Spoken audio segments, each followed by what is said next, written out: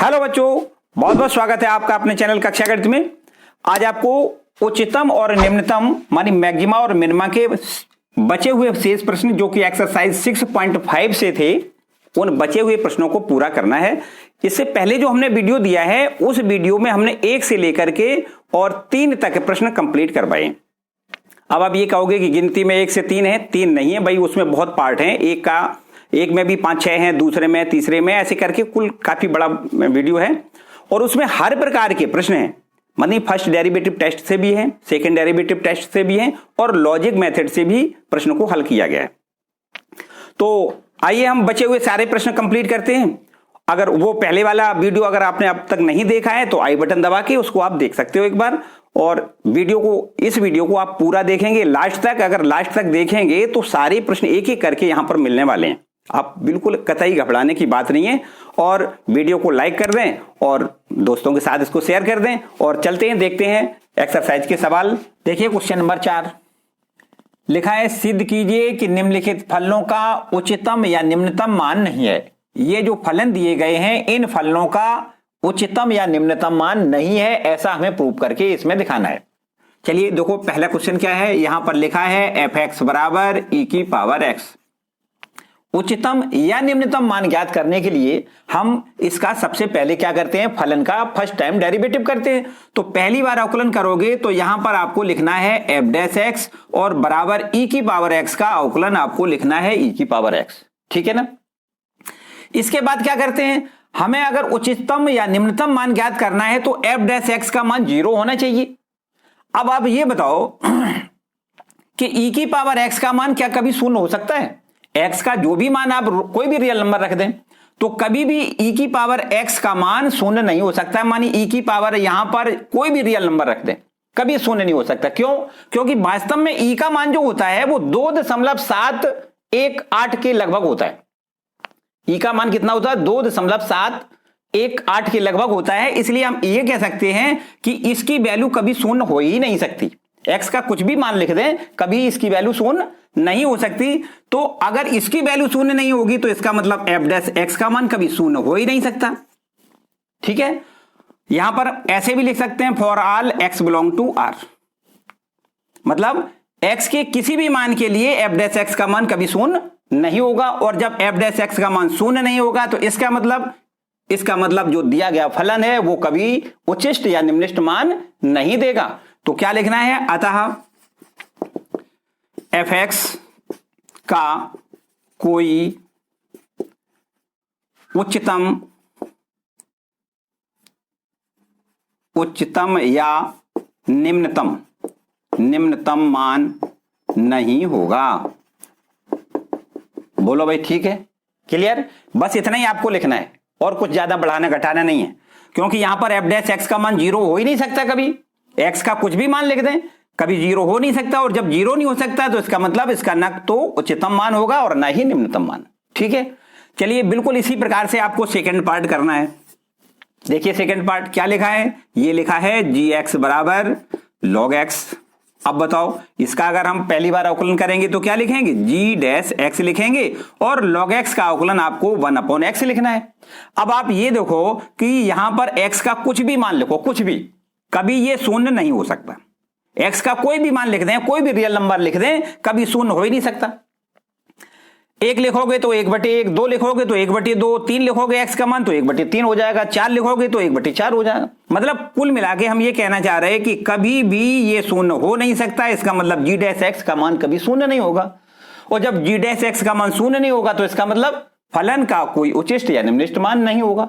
ठीक है ना। तो क्या लिखना है, लिखना है चूंकि g'(x) का मान 0 नहीं हो सकता किसी भी x के मान के लिए। ठीक, x का कोई भी रियल नंबर रख दें लेकिन g'(x) का मान 0 नहीं होगा, अतः gx का कोई उच्चतम या निम्नतम मान नहीं होगा। कोई उच्चतम या निम्नतम मान नहीं होगा। बोलो भाई किसी को कोई डाउट? अंत में देखिए एक आपका तीसरा थर्ड पार्ट है, उसको भी देख लें, इसको रब कर दें। तीसरा पार्ट क्या है, देखो लिखा है फलन हमारा दिया गया है एच एक्स बराबर, तीसरा पार्ट देखें, लिखा है एच एक्स बराबर x cube plus x square plus x plus 1। काम वही करना है, पहली बार इसका अवकलन करोगे, लिखोगे एच डैश एक्स बराबर 3x square plus 2x plus 1। ठीक है, अब ये मान लेते हैं कि यदि 3x स्क्वायर प्लस में 2x प्लस में 1 का मान 0 है, तो इस पर आपको x का मान ज्ञात करना है। तो कैसे करोगे, देखो यहां त्रिपद तो लग नहीं रहा, फैक्टराइजेशन नहीं हो रही, तो x का मान ज्ञात करने के लिए श्रीधराचार्य पे पहुंचते हैं। तो x बराबर बताओ क्या होता है, minus B plus minus under root B square minus 4ac बटे 2a होता है ना। आपने कक्षा 11 में भी पढ़ा है और इससे भी पहले मानी क्लास 10 में तो बहुत अच्छी तरीके से द्विघात समीकरण है, उसमें आपने पढ़ा है। तो x की वैल्यू निकालनी है, क्या लिखेंगे, माइनस बी, देखो बी है A B C, A x square plus B x plus C बराबर 0 से इसका कंपेरिजन करेंगे। तो यहां पर ए की वैल्यू 3, बी की वैल्यू ए की वैल्यू 3, बी की वैल्यू 2 और सी की वैल्यू 1। तो आपको लिखना है माइनस बी का मान है 2, minus B plus minus under root B square, B की वैल्यू कितनी है 2, तो 2 का स्क्वायर माइनस 4ac, ए की वैल्यू 3, सी की वैल्यू 1, देखो सी की वैल्यू 1 और बटे में लिखना है 2a, ए की वैल्यू 3। ठीक है, तो ये x की वैल्यू हो गई, देखो कितनी, माइनस का 2 प्लस माइनस अंडर रूट 2 का स्क्वायर करना है 4 माइनस 4 तिया 12 और बटे में 6। ठीक है, अब आप और एक बार देखें, x बराबर माइनस 2 प्लस माइनस, यहां पर देखो ये माइनस का 8 बचेगा, कितना बचेगा, माइनस का 8 और नीचे बटे में कितना है 6। ऊपर देखो अभी थोड़ा कुछ और यहां पे हल कर सकते हो, x बराबर निकलेगा कितना, माइनस का 2 प्लस माइनस 8 का वर्गमूल हम 2 रूट 2 लिख दें, 2 बाहर निकाल लें और रूट माइनस 2 बचेगा है ना, और नीचे 6, ऊपर से 2 कॉमन ले लें तो ये नीचे कैंसिल हो जाएगा। तो ये हो जाएगा x बराबर minus 1 plus minus under root minus 2 और बटे में नीचे 3। ये बताइए कि ये x की कोई वास्तविक में मान है इसका, क्या मतलब इसका ये मान वास्तविक मान नहीं है बल्कि क्या है, काल्पनिक राशि है। x का मान है वो क्या है, काल्पनिक है, काल्पनिक, x का काल्पनिक मान है। इसका मतलब ये हुआ कि जब इसका कोई x का मान नहीं है तो इसका मतलब h डैश x कभी भी शून्य नहीं हो सकता। ठीक, और h डैश x शून्य नहीं हो सकता है, तो अतः हम कह सकते हैं कि जो hx है, hx का कोई उच्चतम या निम्नतम मान नहीं होगा, उच्चतम या निम्नतम मान नहीं होगा। ठीक है, तो इस तरीके से ये तीनों आपके क्लियर हो गए सवाल। ठीक है, नेक्स्ट क्वेश्चन पे देखते हैं प्रश्न संख्या 5। लिखा है प्रदत्त फलनों में निम्नलिखित फलनों के निरपेक्ष उच्चतम मान और निरपेक्ष निम्नतम मान ज्ञात कीजिए। सीधा सीधा काम है। अब की बार देखो क्या है कि ये फलन का मान दिया गया है और इस फलन का मान के आगे देखो ये क्लोज इंटरवल दिया गया है जिसमें x का मान इन सीमाओं पर रह रहा है, मतलब -2 से 2 तक। देखो ध्यान दें इस ओपन इंटरवल को और क्लोज इंटरवल को ध्यान देना है बहुत ध्यान से। हालांकि ये काफी बार हम आपको बता चुके हैं, जैसे मान लो -2 और ये आपका 2 और यहां भी ये लिखा है -2 और 2, तो यहां पर ये बहुत बड़ा डिफर है। इसमें क्या है देखो ध्यान से समझें, इस -2 और 2 जो अंतराल दिया गया है उसका मतलब है इसको नहीं लेना है, इसको नहीं लेना है और इसके बीच के जो मान है उनको लेना है। मतलब -2 छोड़ देना है, +2 छोड़ देना है, मतलब -2 से आगे बढ़े और +2 से थोड़ा पीछे आए, तो जो भी मान बीच के आएंगे उन मानों को हमें चेक करना है। और यहां पर देखो लिखा है x बिलोंग टू -2 से 2, इसको पढ़ा जाएगा -2 से 2, मतलब -2 को भी लेना है और +2 को भी लेना है और बीच के सारे मान लेने। बात आ रही समझ में? तो यहां पर हमें यह दिखाना है कि इस सीमा में मतलब -2 से 2 के अंतर्गत जो भी बड़ा मान आएगा उसको हम कहेंगे निरपेक्ष उच्चतम मान, और जो सबसे छोटा मान आएगा उसको कहेंगे निरपेक्ष निम्नतम मान। सीधी सीधी बात, ठीक है ना। तो चलिए हम करके दिखा देते हैं। सबसे पहले पहला प्रश्न देखते हैं। fx बराबर लिखा है x क्यूब, तो एफ एक्स बराबर एक्स क्यू का मतलब हमें सबसे पहला काम तो वही है, डेरिवेटिव करना है। तो पहली बार अवकलन करोगे एफ डैश एक्स लिखोगे, बराबर लिखना है 3x²। ठीक, अब एफ डैश एक्स को 0 लिखना होता है तो लिख दें एफ डैश एक्स बराबर 0 लिखेंगे तो ये हो जाएगा 3x² बराबर 0, दैट इज x बराबर 0। ठीक है, अब देखिए हमारे पास यहां पर देखो x का मान कहां से कहां तक बिलोंग हो रहा है, -2 से 2 तक। तो इसी के अंतर्गत देखो x का ये भी मान आ रहा है। तो इन तीनों बिंदुओं पर हम चेक कर लेते हैं और जिस पर सबसे बड़ा मान आएगा उसको हम निरपेक्ष उच्चतम मान लिख देंगे और जहां पर सबसे छोटा मान आएगा वहां पर हम निरपेक्ष निम्नतम मान लिख देंगे। तो चलिए यहां पर देखो फलन में लिख के दिखा देते हैं। आपको लिखना है, देखो हमें दिया गया है जो ये x का मान कहां से कहां तक बिलोंग कर रहा है, -2 से 2 तक। ठीक, अब आइए सबसे पहले x बराबर 2 पर हम देख लेते हैं। x बराबर 2 पर f2 की वैल्यू कितनी होगी। देखो यहां लिख दें 2, सॉरी पहले हम ऋण 2 पे देख लेते हैं। देखो ऋण 2 है ना, पहले ऋण 2 पे देखते हैं। तो x बराबर ऋण 2 पर हम सबसे पहले f ऋण 2 की वैल्यू निकालेंगे। कितनी निकलेगी, ऋण 2 और इसका क्यूब लिखना है और यहां पर इसकी वैल्यू होगी -8। ठीक है, क्लियर। अच्छा, x बराबर 0 पर लिख के देख, देखो x बराबर 0 हमने निकाला ना ये वाला। तो x बराबर 0 पर आपको देखना है f0 का मान कितना होगा। x की जगह पे 0 लिख दें और यहां भी x का मान 0 लिख दें, इस पे क्यूब लगाएंगे तो 0 होगा। और फिर इसके बाद x बराबर 2 पर चेक कर लेते हैं। तो x बराबर 2 पर f2 का मान कितना होगा, देखो ध्यान दें, 2 लिख दें तो 2 का क्यूब लिख दें और 2 का क्यूब बराबर 8 होता है। अब इन तीनों मानों में देखना है सबसे छोटा कौन सा है, सबसे बड़ा कौन सा है। जो भी सबसे छोटा आएगा उसको निरपेक्ष निम्नतम मान लिखेंगे और जो सबसे बड़ा आएगा उसको निरपेक्ष उच्चतम मान लिखेंगे। तो देखो ये सबसे बड़ा है ना, और ये सबसे छोटा है। तो आपको लिखना है निरपेक्ष उच्चतम मान, उच्चतम मान बराबर कितना लिखना है, 8। ठीक, एब्सोल्यूट मिनिमा, सॉरी मैक्सिमा, ये क्या है, maxima value. Absolute maxima value है कितनी, 8। और निरपेक्ष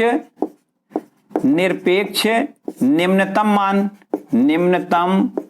मान, निरपेक्ष निम्नतम मान बराबर कितना है, देखो -8। ठीक है, मानी एब्सोल्यूट मिनिमा -8 है और एब्सोल्यूट मैक्सिमम वैल्यू कितनी है, 8, और एब्सोल्यूट मिनिमम वैल्यू -8। क्लियर, बस सारे इसी प्रोसेस से लगाने, कुछ नया कुछ नहीं करना है। देखिए सेकंड पार्ट आपको करके दिखाते हैं, इसको रब कर दें, सेकंड पार्ट देख लें। देखो सेकंड पार्ट क्या है, सेकंड पार्ट में आप देख रहे हैं लिखा है f(x) बराबर, सेकंड पार्ट देखें, लिखा है f(x) बराबर sin x plus cos x, जबकि x का मान कहां से कहां तक है, देखो ध्यान दें 0 से पाई के बीच में नहीं, गलत कह गए, 0 से पाई तक, बीच में नहीं, 0 भी है पाई भी है और इसके बीच में अगर कोई मान है तो वो भी हमें निकालना है। कैसे, देखो ऐसे, सबसे पहले क्या करेंगे, इसका हम डिफरेंशिएट करेंगे। एफ डैश एक्स बराबर साइन एक्स को क्या लिखना है, अवकलन cos x लिखना है और cos x का अवकलन होता है माइनस साइन एक्स। ठीक है, अब इसके बाद हमें उच्चतम या निम्नतम के लिए क्या करना होता है, एफ डैश एक्स को 0 लिखना होता है। तो यहां पर लिखेंगे cos x minus sine x बराबर 0। अब इसके बाद साइन एक्स बराबर cos x लिख दें, साइन एक्स बराबर cos x लिख दें, या इसको कुछ इस प्रकार भी लिख सकते हो, साइन बटे cos मानी tan हो जाएगा, तो आप tan x बराबर 1 लिख दें। देखो यहां पर ये cos है ना, cos का यहां पर भाग करेंगे तो यहां पर क्या बचेगा, 1, तो साइन बटे cos बराबर tan हो जाएगा। अब बताओ ये tan x का जो एक मान आया है वो कहां पर होता है, मानी tan x बराबर, आप इस प्रकार लिख दें tan π/4, मानी tan 45 का मान 1 होता है, tan से tan कैंसिल हो जाएगा, तो ये आपके पास बचेगा x बराबर π/4। ये देखो x की वैल्यू निकली। अब आप समझें कि ये वैल्यू जो आई है, दी गई है 0 से पाई दी गई, इसी के बीच में देखो ये वैल्यू है, तो ये वैल्यू, इस वैल्यू और इस वैल्यू, तीनों वैल्यू पर आपको ये फलन की वैल्यू ज्ञात करनी है और जिस पर सबसे बड़ा मान आ जाए उसको लिख देंगे निरपेक्ष उच्चतम मान और जो सबसे छोटा मान आ जाए उसको लिख देंगे निरपेक्ष निम्नतम मान। सीधा सीधा काम। चलिए यहां पर देखो हम आपको करके दिखा देते हैं। सबसे पहले क्या करना है, 0 पे चेक कर लेते हैं, x बराबर 0 पर f0 बराबर, देखो f0 या इस पे आ जाओ। देखो x की जगह क्या लिख दें 0, और यहां लिखना है बराबर साइन 0 प्लस कॉस x का मान 0 लिखना है ना, तो साइन 0 प्लस कॉस 0। तो साइन 0 का मान तो 0 होता है और कॉस 0 का मान 1 होता है, तो इसका मतलब ये तो आपका 1 हो गया। f0 की वैल्यू मतलब x बराबर 0 पर फलन का मान 1 है। अब x बराबर देखो कहां पे, π/4 पर कर लें। x बराबर π/4 पर f π/4 बराबर कितना हो जाएगा, देखो बराबर का निशान लगाएं और यहां पर आपको लिखना है देखो साइन π/4 और प्लस कॉस π/4। आपको पता है साइन 45 1/√2 और कॉस 45 भी इतना ही होता है, बिल्कुल एकदम पता है, ये तो आसान सी बात है। अब आपके पास √2 ये एलसीएम आ जाएगा तो 1 1 2 हो जाएगा, और इसको आप कैंसिल करोगे √2 बार कैंसिल हो जाएगा। तो ये x बराबर π/2 पर f π/4 का मान, सॉरी गलत कह गए, x बराबर π/4 पर f π/4 का मान कितना होगा, √2। इसके बाद एक सीमा लास्ट वाली जो है उस पर हम चेक करेंगे, तो x बराबर पाई पर आपको लिखना है f पाई बराबर, ठीक। तो यहां पर देखो x की जगह क्या आपने लिख दिया pi, sine pi plus cos pi, क्या लिखना है sine pi plus cos pi. बताओ साइन पाई की वैल्यू कितनी होती है, साइन पाई की वैल्यू होती है 0 प्लस कॉस पाई की वैल्यू कितनी होती है, कॉस पाई की वैल्यू होती है -1, तो ये वैल्यू हो गई -1, ठीक है, इतना क्लियर। अब आप ये बताओ कि ये जो हमने 3 मान निकाले हैं, इन 3 मानों में से कौन सा छोटा है कौन सा बड़ा है। देखो x बराबर 0 पर फलन का मान है कितना 0, x बराबर π/4 पर फलन का मान कितना है √2, और x बराबर पाई पर फलन का मान कितना है -1, ठीक। बताओ इसमें कौन बड़ा है कौन छोटा है, ये सबसे छोटा है और ये सबसे बड़ा है, तो इसका मतलब ये मान एब्सोल्यूट मैक्सिमा होगा और ये मान एब्सोल्यूट मिनिमा होगा, ठीक है ना। बस इतना ही तो लिखना है, यहां पर लिख के दिखा देते हैं आपको। देखो यहां लिखना है आपको निरपेक्ष उच्चतम मान निरपेक्ष उच्चतम मान बराबर कितना है √2, और लिखना है निरपेक्ष निम्नतम मान बराबर कितना लिखना है -1। बोलो भाई, कोई डाउट, क्लियर हो गया। तो इस तरीके से देखो सभी प्रश्नों में एक ही प्रोसेस है, एक ही तरीके से करना है। तो 2 आपके क्लियर हो गए, रब कर दें इनको, चलिए इसको रब कर देते हैं। और अब आपको देखना है ये आपका तीसरा पार्ट है, उसको देख रहे हैं। देखो तीसरा पार्ट क्या है, तीसरा पार्ट नंबर 3। देखो लिखा है fx बराबर 4x - 1/2x², ठीक है।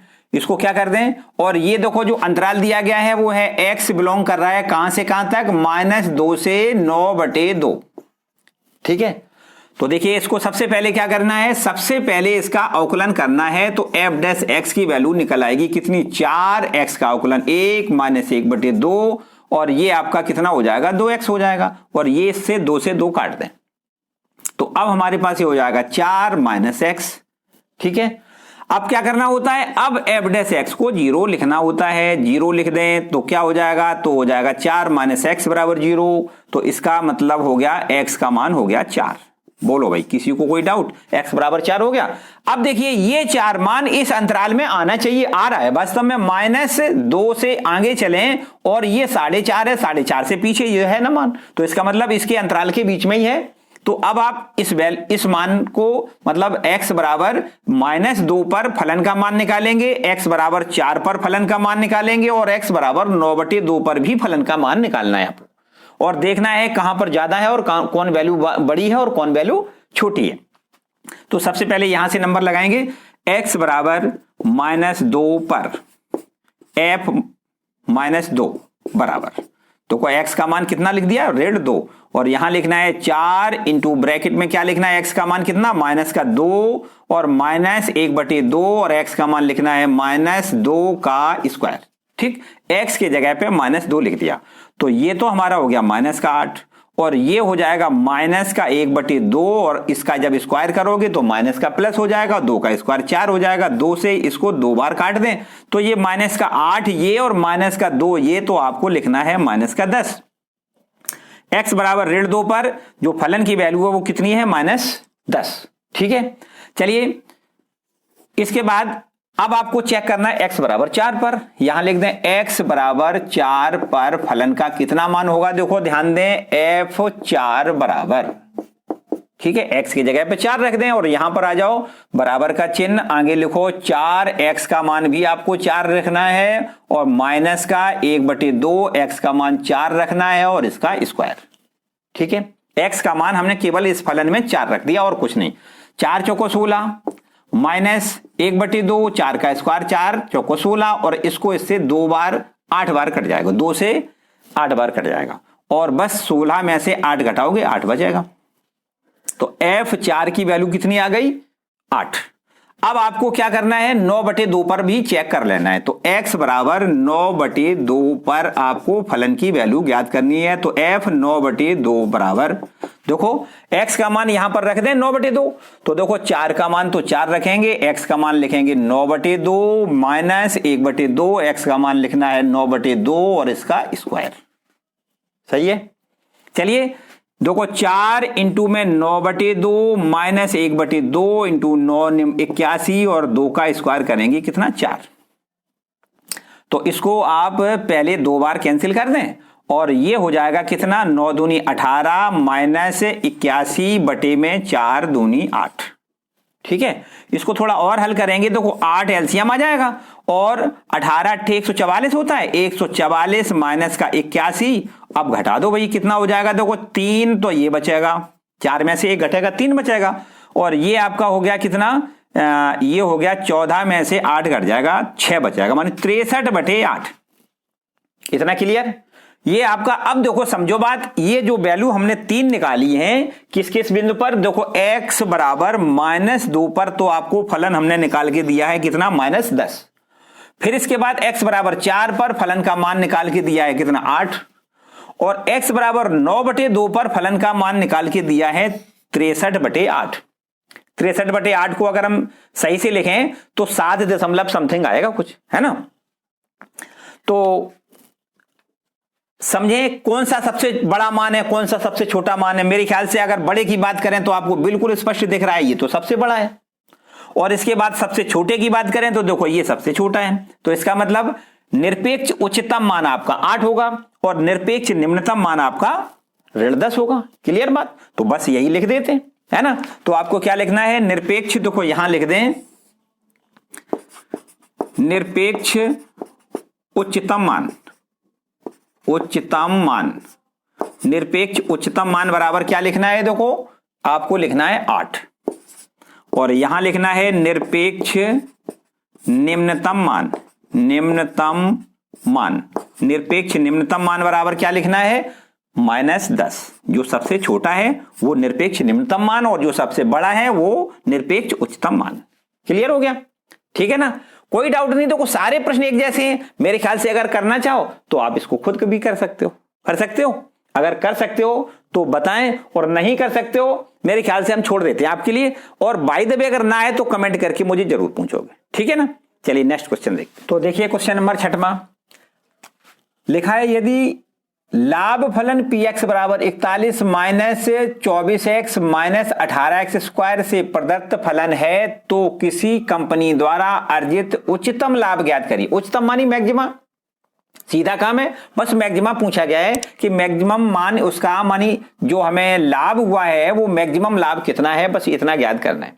ठीक है, तो काम वही बिल्कुल करना है, कोई डिफर नहीं करना है। बिल्कुल आपको लिखना है, देखो px बराबर 41 माइनस 24x माइनस में 18x स्क्वायर। एक बात और आपको बताएं कि किसी किसी बुक में यहां पर 18 की जगह जो 24 लिखा है, किसी किसी बुक में 72 लिखा हुआ है।